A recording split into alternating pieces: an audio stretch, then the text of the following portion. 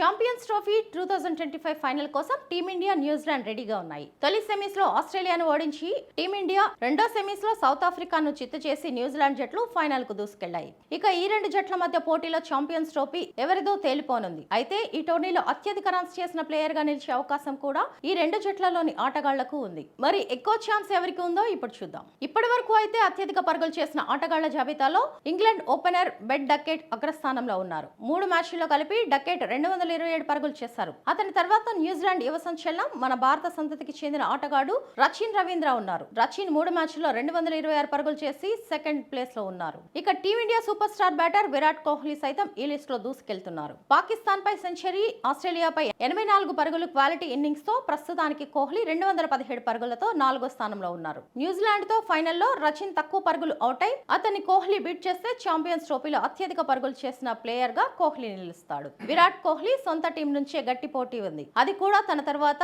Order batter Shreyas Iyer నుంచి. అయ్యర్ ఇప్పటి వరకు 4 మ్యాచ్ల్లో 195 పరుగులు చేశాడు. కోహ్లీ కంటే జస్ట్ 22 పరుగులు మాత్రమే వెనుకబడి ఉన్నాడు. అవి దాటి ఆ తర్వాత మరిన్ని పరుగులు చేస్తే అయ్యర్ ఫస్ట్ ప్లేస్ కి చేరే ఛాన్స్ ఉంది. ఇక అయ్యర్ తర్వాత న్యూజిలాండ్ ఆటగాళ్లు టామ్ లాథర్, కేన్ విలియమ్స్ కూడా అత్యధిక పరుగులు చేసిన ఆటగాడి ప్లేస్ సాధించే అవకాశాలు పుష్కలంగా ఉన్నాయి. లాథమ్ 193, విలియమ్సన్ 189 పరుగులతో ఉన్నారు. సౌత్ ఆఫ్రికాలో జరిగిన సెమీఫైనల్లో కేన్ మామా సూపర్ సెంచరీతో మంచి టచ్ లో కనిపిస్తున్నాడు. ఇండియాపై కూడా బాగా ఆడితే నంబర్ 1 ప్లేస్ చేరుకుంటాడు. Last but not least team India young gun Shubman కూడా ఈ లిస్ట్ లో నేనున్నాను అంటున్నాడు. కానీ గిల్ ఖచ్చితంగా ఫైనల్లో సెంచరీ చేస్తేనే మిగతా అందరినీ దాటుకొని ఫస్ట్ ప్లేస్ కి వెళ్లే అవకాశం ఉంది. గిల్ సెంచరీ చేయడంతో పాటు రచిన్, కోహ్లీ లాంటి టాప్ లో ఉన్న ఆటగాళ్లు తక్కువ స్కోర్ కే పరిమితం అవ్వాలి. అప్పుడే గిల్ నంబర్ 1 ప్లేస్ కి వెళ్తాడు. వీరే కాకుండా రోహిత్ శర్మ లాంటి వాళ్ళు ఏ డబుల్ సెంచరీ బాదేసి నంబర్ ప్లేస్ లోకి వచ్చినా ఆశ్చర్యపోవాల్సిన పని లేదు. ఎప్పుడు ఎవరు ఎలా ఆడతారో చెప్పలేం. అదే క్రికెట్ లోని అసలు మజా. అయితే ఇప్పుడు చెప్పుకున్న వారికి